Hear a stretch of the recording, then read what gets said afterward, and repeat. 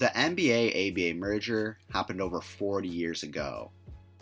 Although the merger isn't a topic that's often discussed today, it was an extremely impactful event that has led the NBA to become such a dominant professional sports league.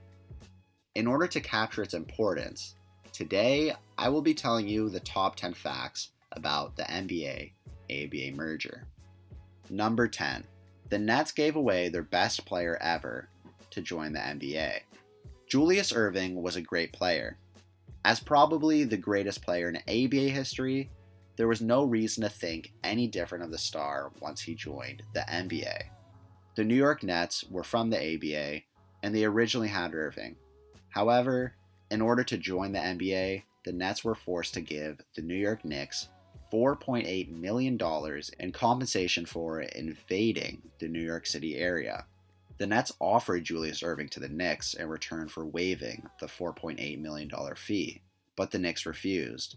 Instead, Erving was sent to the Philadelphia 76ers for $3 million. Number 9. ABA players dominated the NBA. Here's a couple facts to prove that statement. And keep in mind that past ABA players didn't make up a large percentage of NBA players after the merger.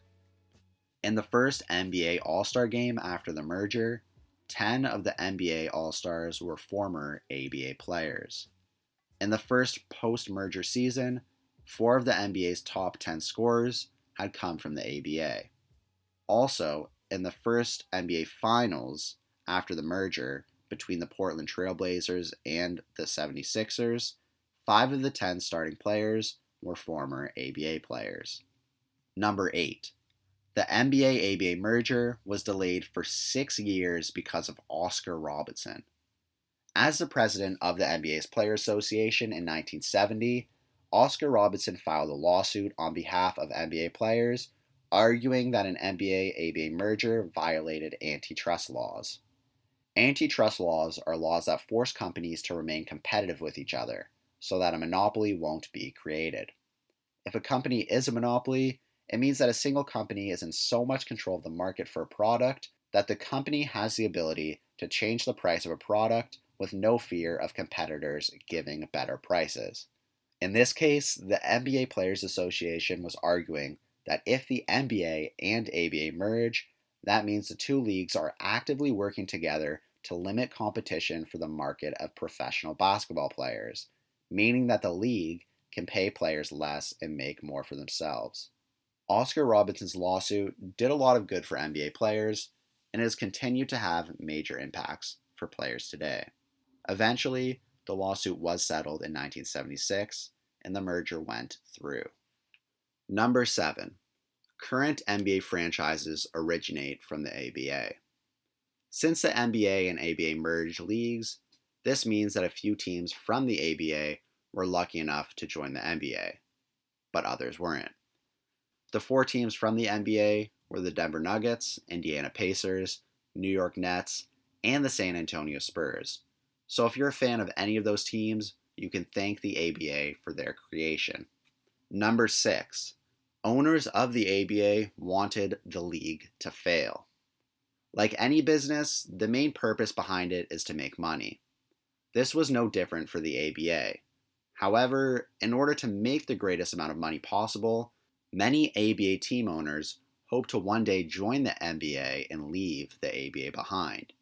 You see, when the ABA was created, the league offered teams for half of the price that they could get them for in the NBA, meaning that if someone wanted to make a basketball team, they could pay half price for an ABA team.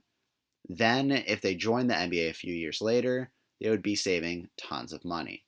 Meaning that if someone wanted to make a basketball team, they could pay half price for an ABA team. Then, if they joined the NBA a few years later, they would be saving tons of money. At the end of the day, the NBA wanted ABA teams to join their league because the ABA took away money that the NBA could have been getting. So it looks like the plan for many ABA owners worked after all. Number 5. ABA teams were better than NBA teams. Now this can't be a proven fact, but prior to the merger, NBA and ABA teams played a number of games against each other. Over a span of 3 seasons, the ABA had almost double the wins against the NBA. The ABA had 62 wins, opposed to the NBA's 34. And in every matchup of reigning champions from the two leagues, the ABA's champion won. So maybe the ABA was actually the better league after all. 4. The slam dunk contest was created because of the ABA. If you love the slam dunk contest and the tons of crazy dunks and memories that it has brought to the game, then you can thank the ABA for that. Since the ABA was a league that wanted to make basketball more fun and entertaining, they created the slam dunk contest at the 1976 ABA All-Star Game.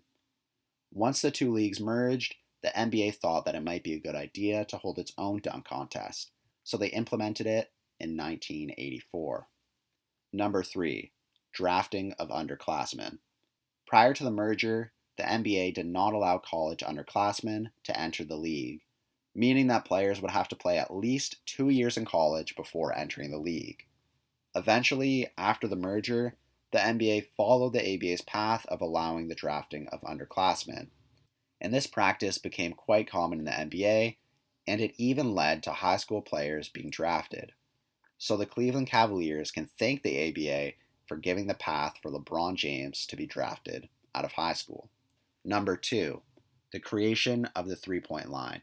The ABA was ahead of the curve and created the three-point line in 1967.